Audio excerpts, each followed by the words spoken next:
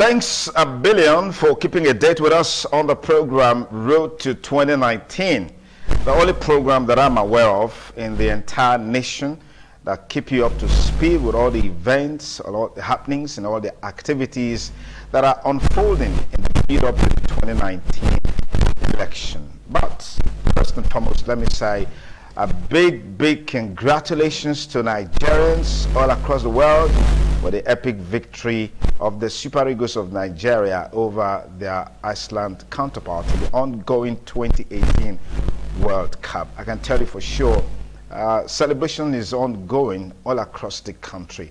Well, we hope they sustain that momentum and go far in the tournament. Let's come back to Road to 2019. On Wednesday, President Muhammadu Buhari signed the 2018 appropriation bill into law.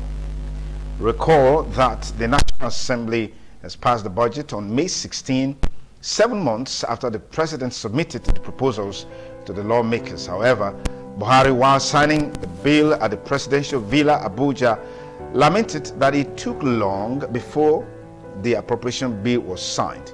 He anchored the delay on the slow pace of legislative review process. Let's just take a listen to what Mr. President had to say, and then we'll be back to look at this budget passage, all the issues and all the reactions that have trailed it on the road to 2019. Fiscal circle.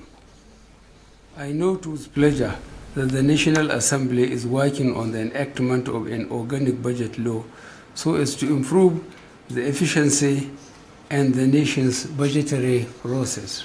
I am concerned about some of the changes that the National Assembly has made to the budget proposals that I presented. The logic behind the constitutional direction that budgets should be proposed by the executive is that it is the executive that knows and defines the policies and projects. Unfortunately, that has not been given much regard in what has been sent to me. The National Assembly made cuts amounting to 347 billion naira in the allocation to 4,700 projects submitted to them for consideration and introduced 6,403 projects of their own amounting to 578 billion naira.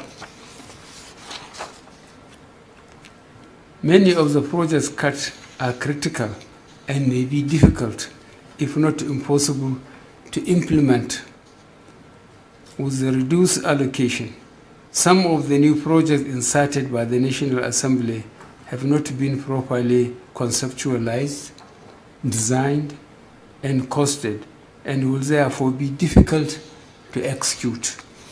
Another area of concern is the increase by the National Assembly of the provisions for statutory transfers by an aggregate of 73.96 billion naira. Most of these increases are for recurrent expenditure at a time we are trying to keep down the cost of governance. An example of this increase is the budget of the National Assembly itself, which has increased by 14.5 billion naira, from 125 billion naira to 139.5 billion naira, without any discussion with the executive. Okay, President Muhammadu Buhari, in a remark just before the signing of the 2018 appropriation bill into law. The bill, the budget is within the region of over 9 trillion naira, with a benchmark of crude oil price of about $45 per barrel. Well, taking that into focus, we look at all the issues that trailed this budget passage. But one thing very striking, which the President said that has attracted a lot of reaction, is that he was compelled to sign the budget.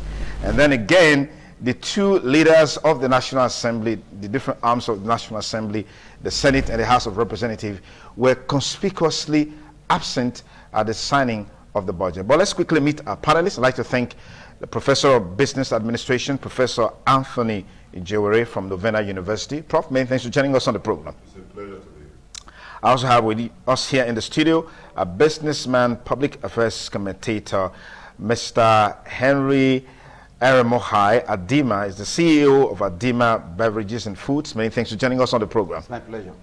I also have with us a veteran politician, public affairs commentator, Mr. John Yakubu. John, many thanks for joining us. Good evening. Thank you for inviting me. Okay, let's start off with our first major talking point, which is that it took 7 months for this budget to be worked and signed into law. And Mr. President capped it up by saying that he was actually compelled to sign the budget. Does that suggest that it probably would have also delayed maybe in another 8 months or so? He probably really wouldn't have cared. I don't know. But let me get the thoughts of our panelists here. Prof, let me start with you. Yes. 7 months down the road. Yes, it's most unfortunate. You see, the thing is coming from two sides of the coin, because the executive themselves, they also have projects which they want to achieve, for their various programs. Okay. As compared to the what they call the Senate and the House of Rep. And so there's this political interest, and especially when we remember the background story that the two houses, the upper and lower chamber, they are dominated by APC chieftains, APC personalities. So I think for them to be insisting that they must infuse their own extra, but I think 18 point something billion and all that. So it is a normal political situation. But we are saying that in view of the fact that a lot of programs are suffering, we know that before the year ends, all ministries, parastatals, agencies are supposed to have, use this fund to, execute their various programs. But with a budget delay for 7 months, how will they execute these programs? Perhaps that is why some Nigerians are saying, hey, there's no concrete project the present administration has done in terms of giving the dividends of democracy to the people.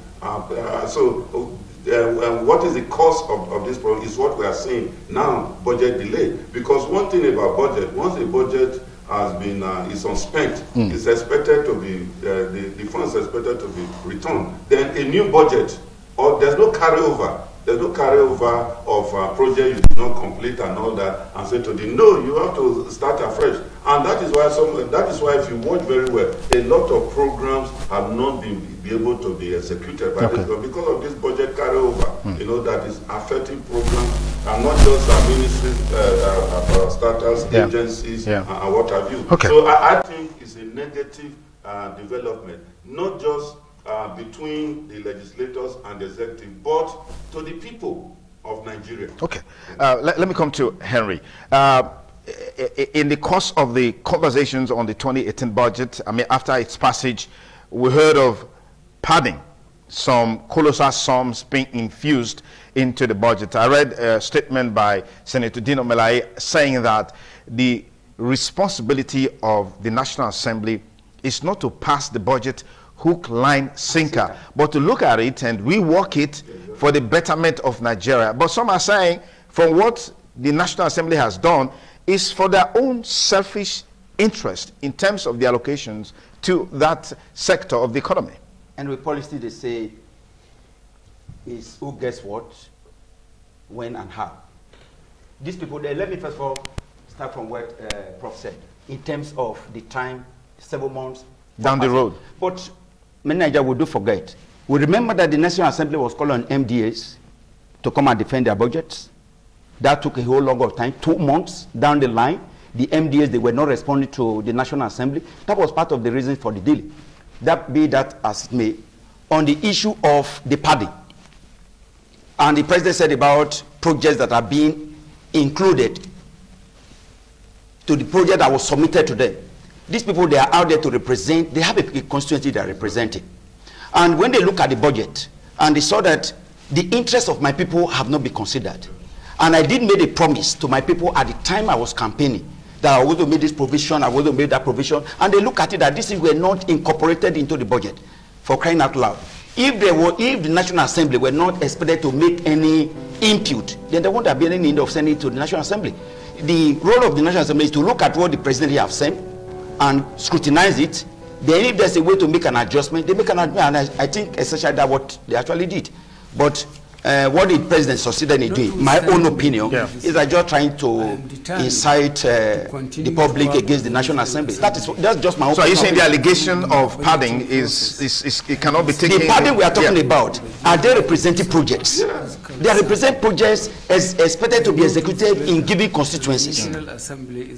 I don't see it as padding per se, but I see it as something that you have added to an original document that was submitted to you. It's for the President to look at how germane are these issues that this National Assembly has incorporated into. Then we look at it critically and look at it, forget about our political divide.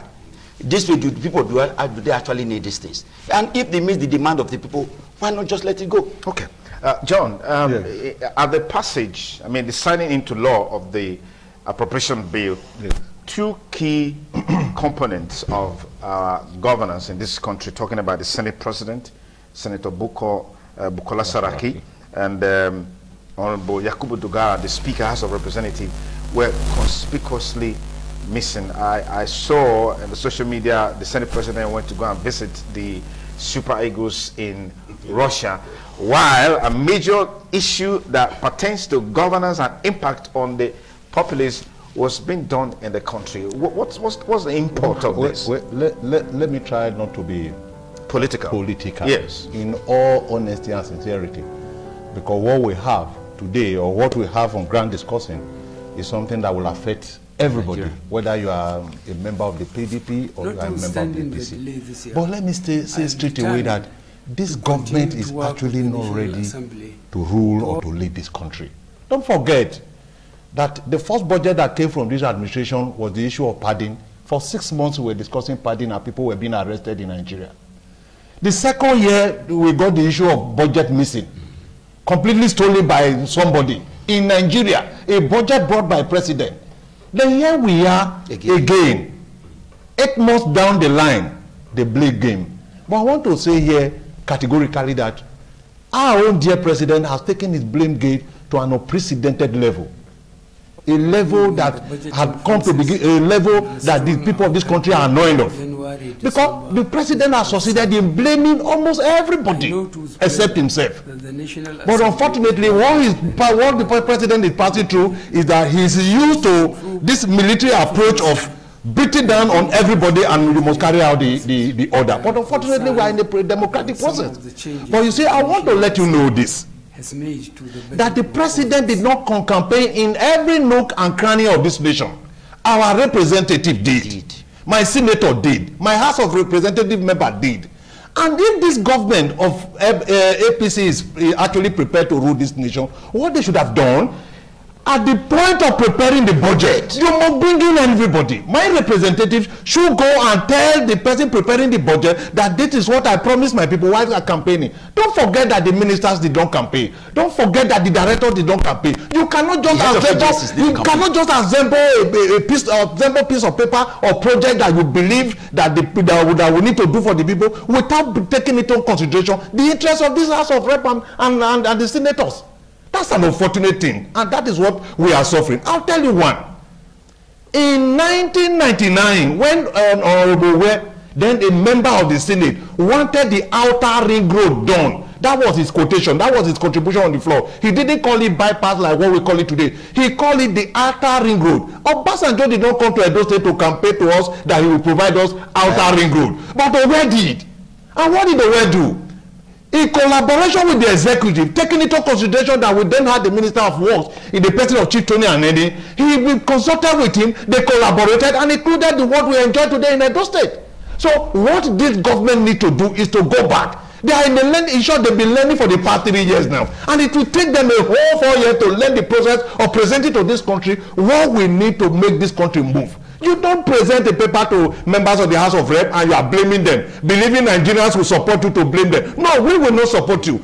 if you have added their voices, if you have called them to a roundtable conference, even before the presentation of the budget, I am sure they would have added their voices to it, and it becomes easier. Like my friend said, don't forget that it took the president again to direct his ministers. At a time for 3 months, they will invite them, nobody will have to go. Then what do you expect these people to do? You mean they should take the budget line hook and sinker as they were given and give it back to the president? That's an unfortunate thing to do. The Senate and the House of Rep members are not ready for that. So what they did was to do their job well. I keep saying it. If we still have today, representing this senatorial district, telling the federal government to complete the remaining part of the outer ring road. Like I said, Owe said outer ring road. What we have is the bypass. Telling the federal government to complete the outer ring road. How will that be done if you don't carry Orekude along? So if they now sit down in the House of Senate and discover that we've just been ignored by the president, who is a military man, who believes that he will bring down and he will carry it out, they will do their best with what they have. The presidency accused the National Assembly of padding. Over 18 billion. Just a minute. You cannot accuse them of padding. We didn't send these people as errand boy to Abuja to go and listen to the president. We sent them there for a job. Don't forget that there are more in the House of Senate and the House of Rep. You have majority of APC members. You have majority of APC members as senators. If they are not getting this through, it means that the center cannot hold. The president is bringing in this military training. It cannot happen. This is not 1984 and 1983. Okay. So allow the senators and House of Rep members to do their job. Okay, let me pause it. The Prof, you wanted to say something? To it. Yes. You know, there's this group called a New PDP. You know, and you're aware, everybody is aware that over the period they protested in line with what my brother said. They protested that the government is not inclusive, you know, in terms of you know, fully accommodating the members of the new PDP. And so, well, the president said, go and discuss with my vice, and they did, but nothing concrete came out of it.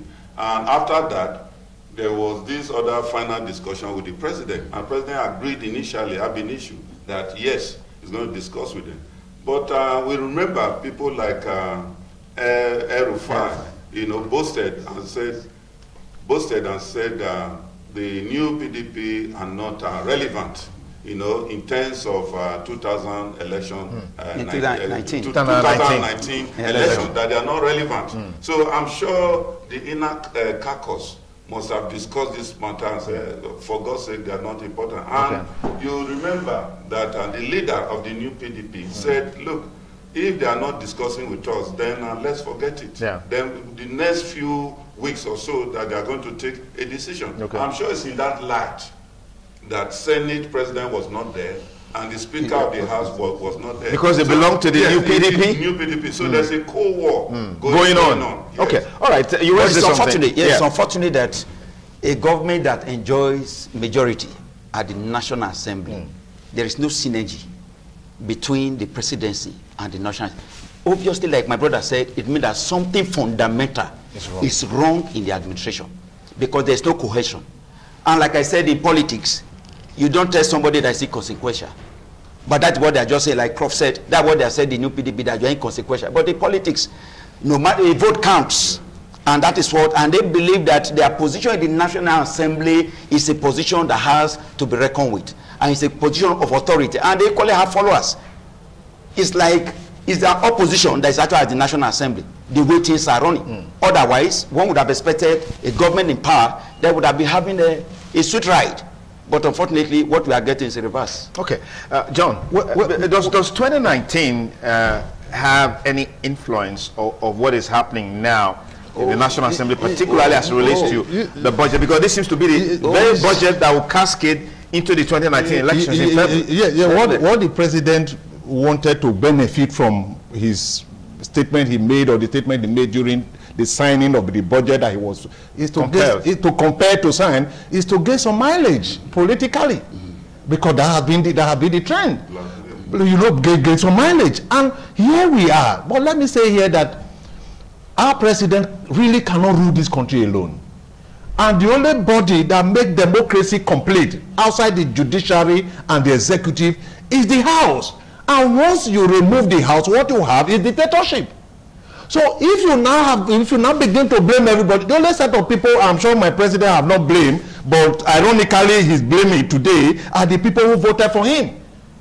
Because if you are coming out to tell us, let me tell you this: if the president can come out openly to tell Nigerians that, oh, I instructed the Inspector General of Police to go to somewhere and he didn't go, and I'm just getting to know. Is that not passing a buck to someone who is not supposed to take responsibility? And if you pass an instruction to IG and I did not take, why are you telling Nigerians? Is that not shameful?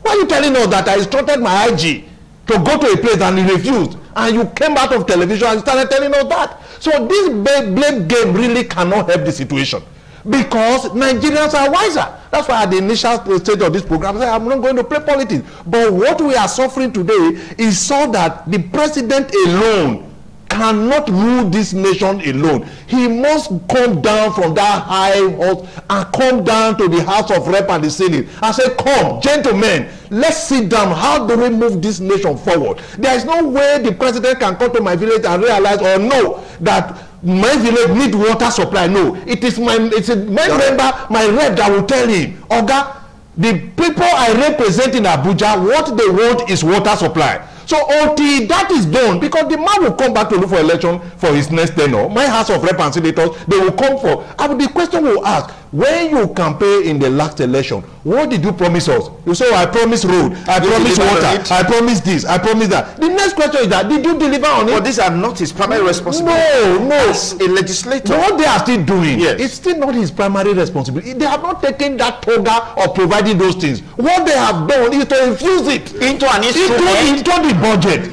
so that by the signing of that instrument, which is now law, the government or the president can now be compelled to implement the project.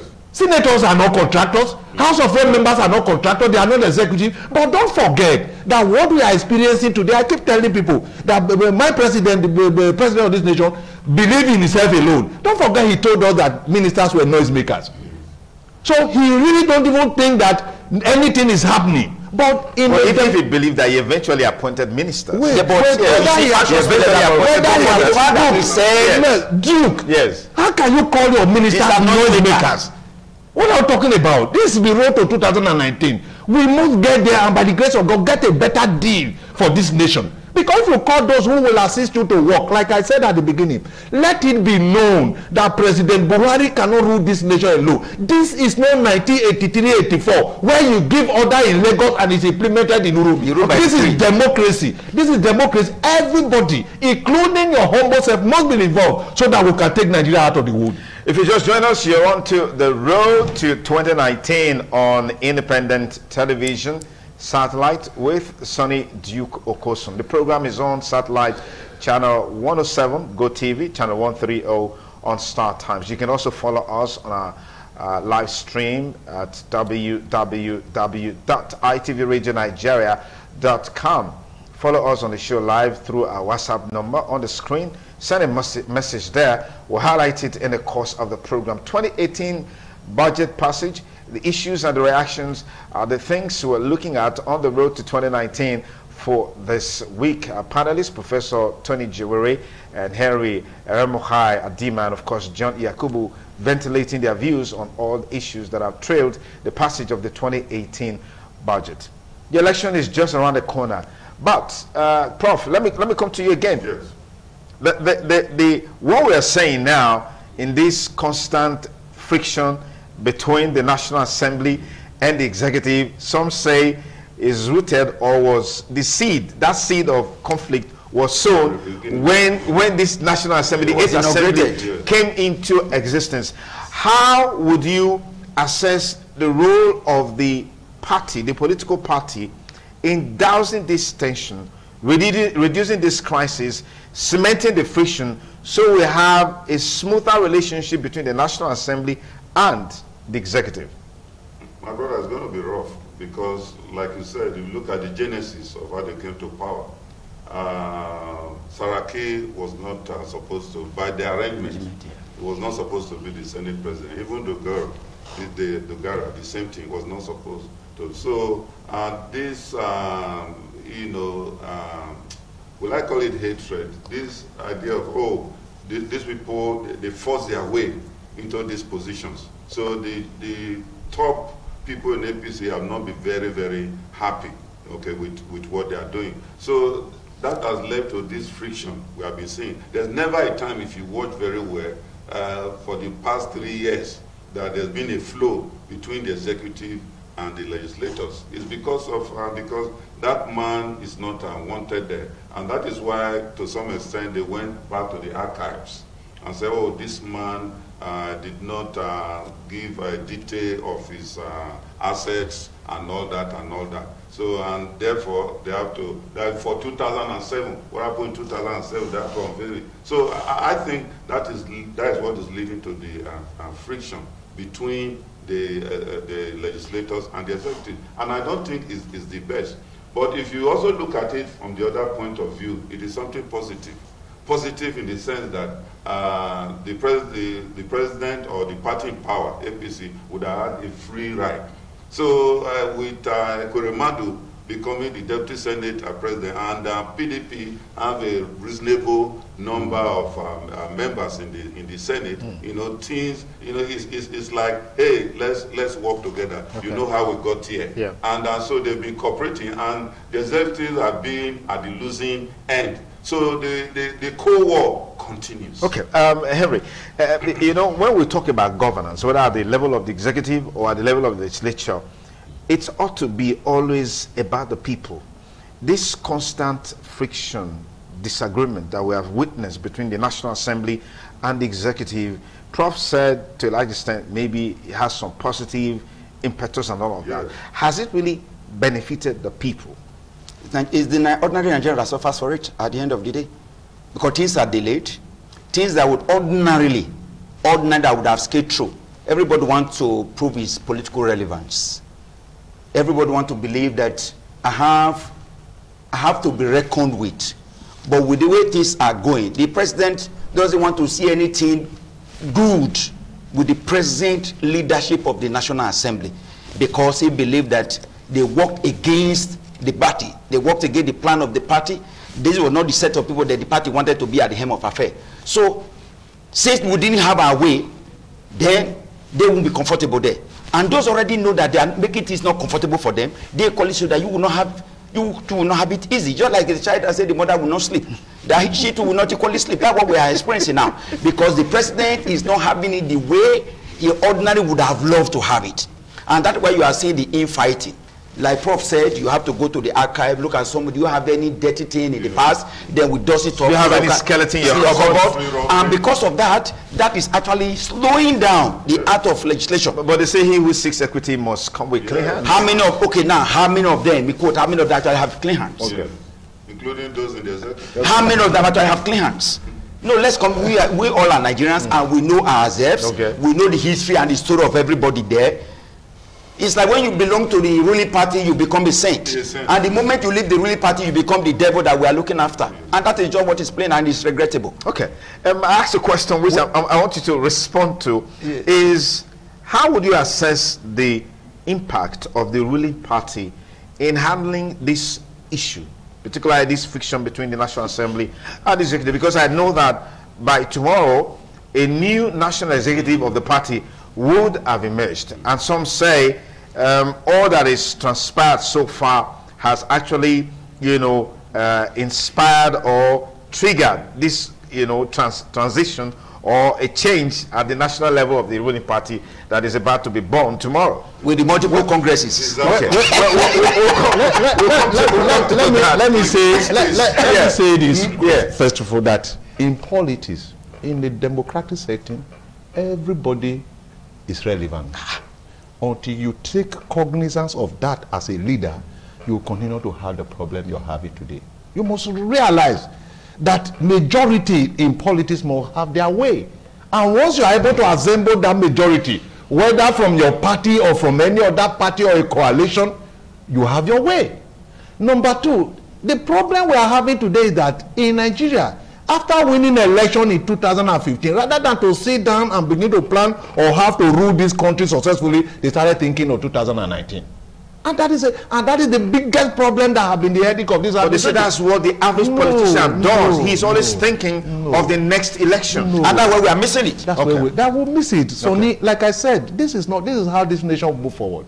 And when you go to the House, whether the House of Rep or the Senate, once you speak against this government, oh my God, the next thing today, you are arrested or you are intimidated. Look, we were just saying today now that Aberibe today, for only God know why, is under arrest by DSS.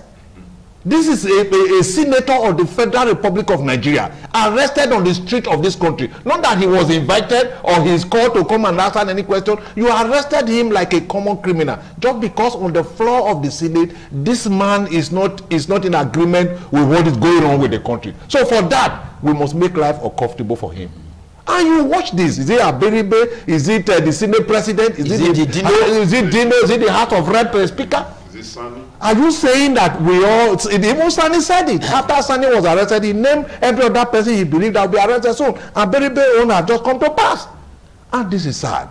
So what we are saying is this: the party APC, by the grace of God, they won the election. They ought to have, come together as a party and say, how do we move Nigeria forward? There are things we promise these people.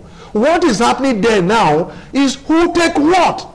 It is not, look, even in the primary you are talking about, look at the bitter battle going on. That is not my party, so let me not concern myself about what is going on there. But I want to go alive. So what is happening now is not about the progress of this country, it is about what they get for themselves. It's like a company, you are winding down a company, winding up a company. You know what happened, everybody is struggling to get what he or she can get. And Nigeria will not be, nobody can liquidate this country. Let it be known that there will be a Nigeria outside 2019.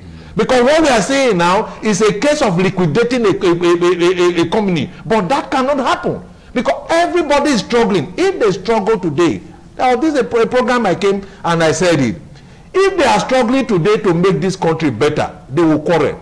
But if they are struggling like they are doing today now, to get what they can get from the system, that is why at the executive level, like he said, everybody is a cent. Whether you like it or not, even when your hand is caught on the pie, you are a cent. And that is sad for a nation. And let me tell you this, we copy US, copy some other developed nation. If by today, Trump is doing anything wrong, the first set of persons that will criticize Trump are members of his party. They'll come to the floor and say, look, gentlemen, what they are doing is not right for the United States. But if you do that in Nigeria, they call you black leg. So what we will appeal to them, we know that we are where we are because of the fact that the party cannot move forward, but let them just manage this country for the next few months. Okay. So that by February 2019, Nigerians can come out and decide and make a choice. Exactly the way to go. All right, thank you. Now, people have talked about the impact of political parties in a democratic setting, and that within the context of Nigeria, the real challenge is that we don't have political parties with clear-cut ideologies. So when an individual comes on board, he brings his program, he brings his policies, and so tries to drive the nation along those lines. And so you can't really have the party influencing such an individual. Prof, I'd like to get your views on this. Yeah, you remember what happened in South Africa when the former president was misbehaving. It was the party that tracked him down and said, you can't continue like this, go and resign.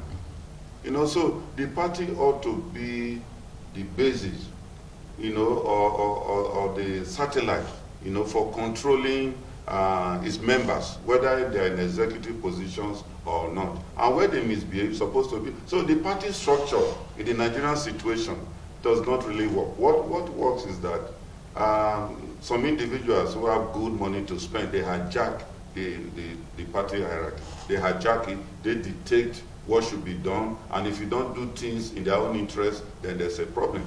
That is why I see party chairmen, leaders, elders of the party, if you watch very well, most of them they don't have a job other than politics. So if you must vie for any position, okay, is you know, the highest bidder that they will cooperate with.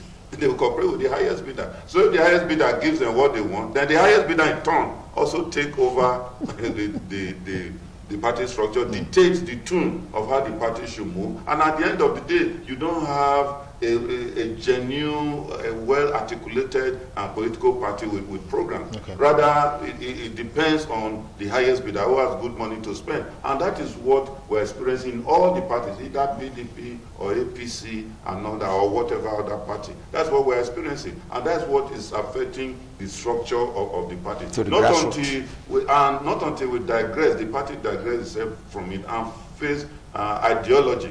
In other words, the party should be able to direct its members because they have manifesto. And that manifesto is supposed to be a guide as to what the party have for the people.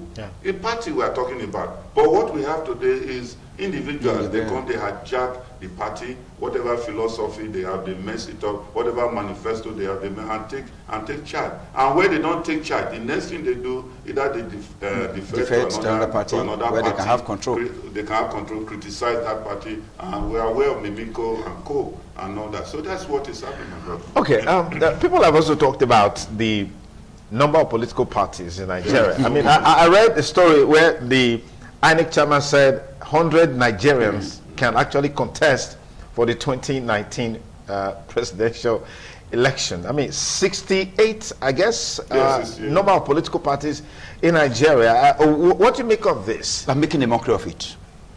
See, this was what IBB was trying to do when we have just two main political parties, SDP and NRC, belong to any of the divide.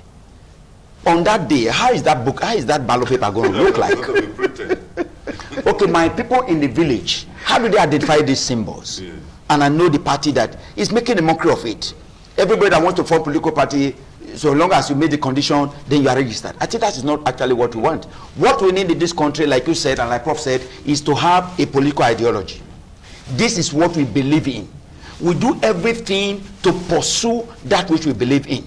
And everybody that shares the same idea with us, they queue along, they queue behind us.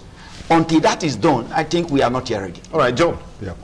Even this option A4, we would have also played a very good role. Okay. If you say you believe candidate, go and queue behind. But we heard of stories of tenants who lost their houses. Yeah, because we heard of staff who were sacked by the organization on account of June 12. That's why his election was. Okay, I'll come to you. Let me get John's thoughts on this here, John. Well, let me quickly say that right in the Nigeria of today, you have us on 8 for after election, you see people carrying guns to kill others.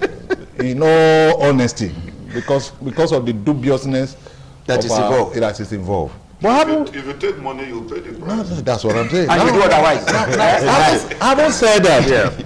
I'll quickly look at talking about having parties like 68 and others. Yeah, political ideology. And like you said, the highest bidder. The problem we have is that the people of this country are actually not concerned. They are never involved, but they want a better government. If you go to the street of this state today and ask people how concerned are you about the coming 2019, they will just say, let them do what they want to do. Whether they like it or not, somebody will win or they will rig the election. No, not that they are tired. You must be involved.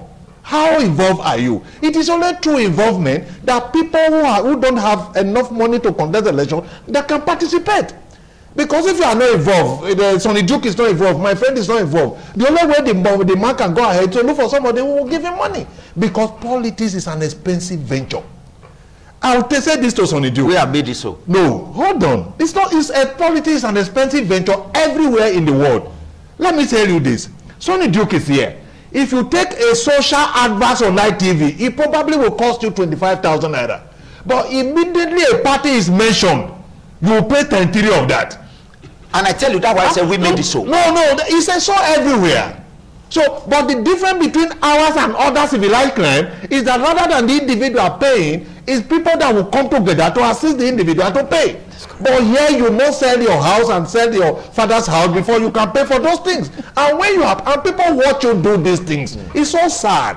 People watch people do these things, selling their houses and their property to contest election. And when that man has won, You want the man to first of all now begin to think about you rather than you have to have a roof over his head. He must pay for those houses. So what I'm saying in essence, I'm saying that we must as a people participate in the process of electing individuals into position, not just campaigning, but making sure that your little contribution, even if it is 1 naira, contribute it to the person you believe that will lead you well. Thereafter, if such person is elected, you cannot begin to question the person's credibility and the ability to carry on with the program. Let me tell you this: when you talked about the Senate and the House of Rep, I mean, not listening to the president, what the president wants is that by the time he breathes down, call the Senate president, he runs down. That is not supposed to be. Look at the houses of state houses of assembly you have. Are they there? Are they doing anything? Even when we wanted to give autonomy to some of the states so that they can function well, they said no, we prefer cap in hand begging the executive rather than to be independent.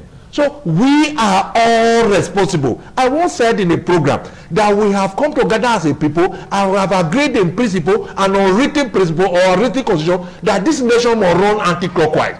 Because when you come out of this studio or anywhere in this society, if you are the right man, for the first 30 minutes you are the wrong person. People will accuse you. If you are on the road today, you are not able to give back to police and holding on to you and you are delaying or that, the next thing you hear, I better make you go and make you come out. Which means that is the norm. So I want to beg the people of Edo State in particular, don't sit aloof. Don't begin to watch just like that. Participate in the process of bringing in a democratic government so that you can hold these people accountable. If you help a man, a councillor, a chairman to position, and you realize that you helped him, by the time this man is amassing wealth from nowhere, you can challenge him. You can write a petition to the EFCC. But when you are not part of it, there's no way you can begin to challenge the process or challenge the man in office. Because here today, if you even go out to begin to demonstrate against any government, whether it's a PDP or APC, before you can assemble people with the same ideology to move forward, it's always difficult. It's difficult because nobody is ready. And what we want is good government. Good government cannot come when you are not participating. We can only have good government in Nigeria when everybody come aboard, to stay on your own side, you be on APC, you be on PDP. But at the end of the day, we'll come together to have a government that will be of benefit to the people of this country. Assuming, yes, based on your theory, yes, assuming yes, the people participated in politics, yes, and at the end of the day, they voted for Mr. A. Yes. And when the government in power sees that no, it's not favoring them, yes, through the instrumentality, they manipulate the process. They manipulate the process. Okay. And say it's Mr. B that won. Yes. Is that right? So would the people not be discouraged? That's where your discouragement. Not the man who voted. That's where the issue of discouragement I don't want to say. No, I agree. I agree with you on that. Yeah. The judiciary, no, I agree, but we cannot now say because of that, let's not move forward. In the issue of June 12, I was part of June 12. You remember what the judiciary did to June 12? Exactly. All the High Court judges across the nation were given different judgments. Some in Lagos, some in Port Harcourt, some in Abuja, all in an attempt to suffocate June 12. But here we are today. The same thing is happening right now. On the issue of so many other things, you see judges in Port Harcourt saying it should be this. Yes. You have another one in Abuja saying no, and this man will continue over the same issue. So we will get there if we participate. But I'm sure that if we come out, yes, I'm sure we're getting on that track with the recent autonomy of judiciary and state houses of assembly. Yes.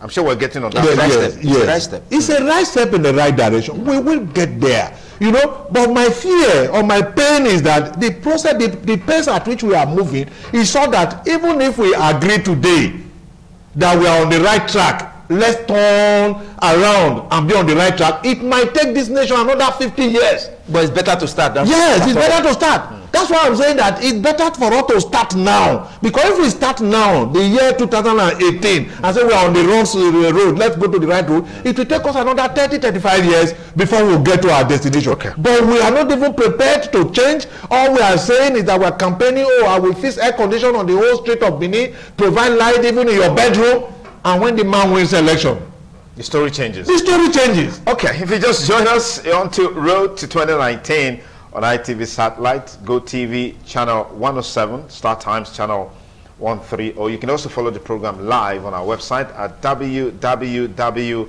www.itvradioNigeria.com/live stream. Like our Facebook page, post a comment there, we'll share it on the program. We're just on the verge of wrapping up our conversation today on the 2018 budget passage, the issues and all the reactions that have trailed it. Now, the budget has been passed into law, even though there are issues relating to it. 7 months down the road, how many months left for the budget to be executed, implemented for the benefit of the people? That's the point that Senator Dino Melaye raised, I think, earlier today when he was reacting to the comment made by Mr. President that he was compelled to sign the budget and that the budget was padded. He asked the question, what percentage of the 2017 budget was actually implemented? So our fingers are crossed. We're hoping to see that the 2018 budget is fully implemented even within the shortest possible time so that it can have meaningful impact on the people of Nigeria. Now, as we call it a wrap on the program, Prof, is 2019 already taking its toll on governance? Is it already taking its toll on governance? Prof, let me start with you. It's so obvious. You can ask that question again. It's so obvious because around the corner, you see, anything you can is like when a team is leading by a very slim goal, maybe 1 or 2 goals. Any ball that comes to the team plays it to anywhere, anything we do. So what is happening? Talking seriously, is that yes, the 2019 elections are around the corner. So the government in power is very anxious and very zealous to ensure that they get the president get re-elected. And other parties are also not just relaxed. They're also working very hard in social media everywhere to say, hey, you are not performing, and so you are not likely to get 2019. But the interesting thing about politics, you know, and which I like about what's going on right now, is that it's no longer a case of the government in power having a fit day. Even people from his own party, you know, are also challenging the government. That's the beauty of democracy. Whether they are being harassed or not, they are challenging the government, which means things have improved. Unlike before, when the president that comes from a particular party is not doing something right, you know, the members of his party, they flow along with him and allow things to the bandwagon effect. Yes, but that idea is changing entirely. So it's a plus on democracy. Okay. I think if we follow what John said, our reps, they have a responsibility to the electorate. I think that is where, when the leadership of the party tend to be derailing, you know, say, no, man, I have people that will call back, I need their support tomorrow. This was not what we promised. Like I said, when the president was presenting the budget, something he said, and I think was still politicking. My people, look, I have good intention to provide for you, but the people you elected, they are the ones that suffocated the plans that I have for you. So that please, when I come next time, be sure that it's a message. The politics of 2019 is obvious everywhere. Every of our actions is geared towards how we can make a replay of what happened in 2015 for us to come back in 2019, and that is what is actually happening. What is, like I said, like my brother said, first year, second year, third year, of all these budgets, by what percentage were these budgets executed? That's the question we should ask ourselves. What percentage of 2017 budget was implemented? And we are talking about 2018. Okay, John, final word.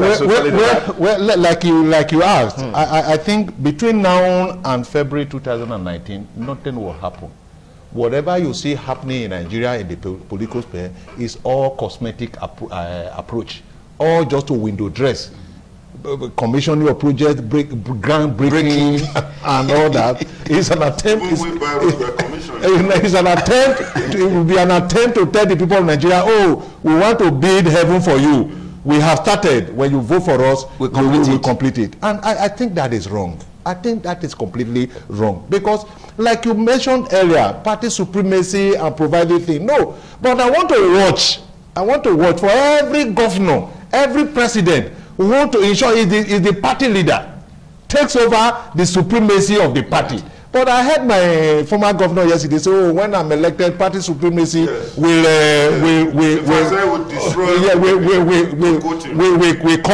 come into play. Come into play." Yeah. But I want to quickly ask: when you were the governor of this state, did you allow party supremacy? Yes. You are the alter ego of the party. So if you are not saying that when you are elected the chairman of the party, you will take over from the man who is preparing you now to be the chairman, whether you like it or not, because you have asked every other trailer to clear the road, you're going to take over from him. What?